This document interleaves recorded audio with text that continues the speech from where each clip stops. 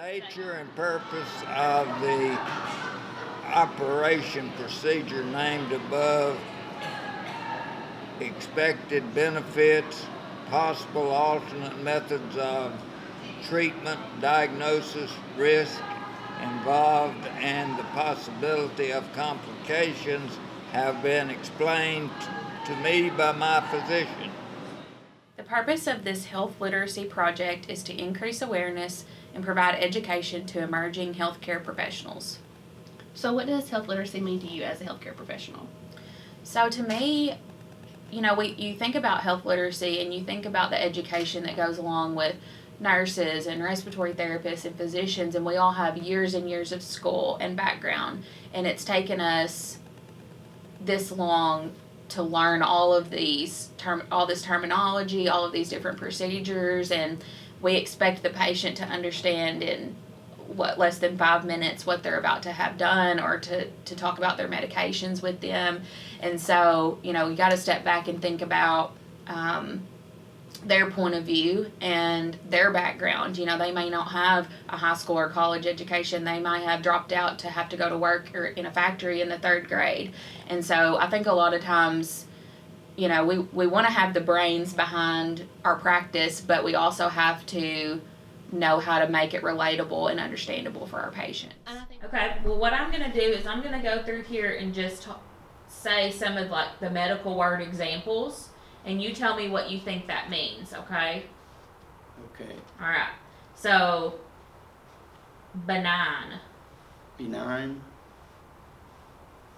I know what it means. How about vertigo? Vertigo. Vertigo. I know that one too. Vertigo, that's...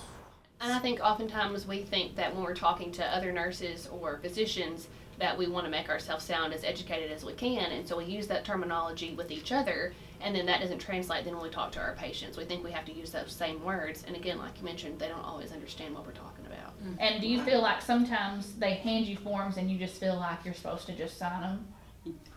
Yeah, a lot of times you get irritated, like you've been there so long until, whenever they're done, you just sign it, Right. Let me out of here. Yeah.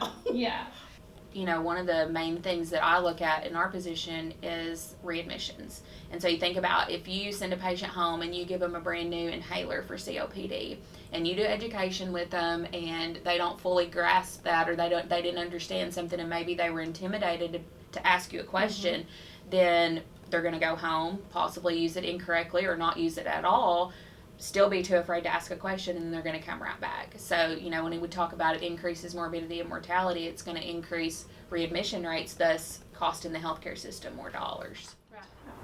Do you take medication? Yeah, yes. Okay. Do you mind to tell us what you take? I have so many that How many do you think you take? I probably take 25 medicines Okay. and 2 shots a day. One in the Okay. morning, one in the evening. They give me a slip of paper that tells what all the pills are for. Okay. That's how I do it. Sometimes when you read the list of side effects, do you understand when it says maybe a word like syncope? Do you know what that word means? No. Do you feel like you encounter words like that? Yes, and I usually go to the computer and type it in and find out. Good. Do you feel like when you get new medicines, I know you said that sometimes if you don't understand, you ask, but do you ever feel like when you read the label on a bottle, it's hard to understand? Yes. Yes, and I just don't take it until I call. I was surprised by it because the female that we interviewed had medical background, and so you would expect for her to be informed more than others per se, and she still struggled with it.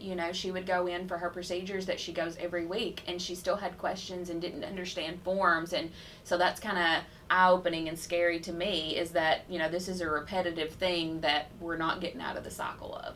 I really enjoyed one of the first people that we interviewed, that he had actually been an educator and seemed like a rather well articulated man, and he even struggled a lot with understanding things, and he even mentioned that he had trouble reading, and I think that was one of the barriers for him with health literacy.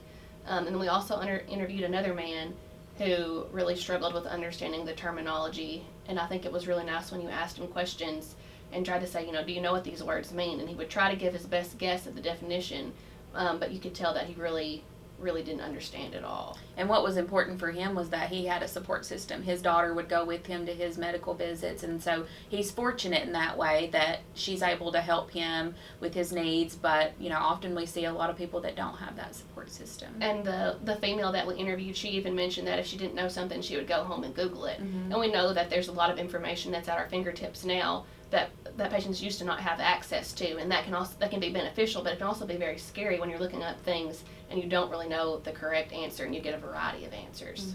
Absolutely. So, Addie, what are some things with your students that you feel like are important for them to know in their everyday practice with health literacy? So research has actually shown that 9 out of 10 patients don't really understand complex medical jargon. They don't really understand what we're saying to them. So with this video, we really wanted to kind of bring light as to what are the people out there in the community, what is their view of health literacy. So I think it was really good that we went out in the community and found people, everyday people, and talked to them about their experiences with healthcare. We asked them questions about their medications. We asked them questions about forms that they'll see in the hospital. What do these forms mean? What do these words mean? And I think we got some really good information.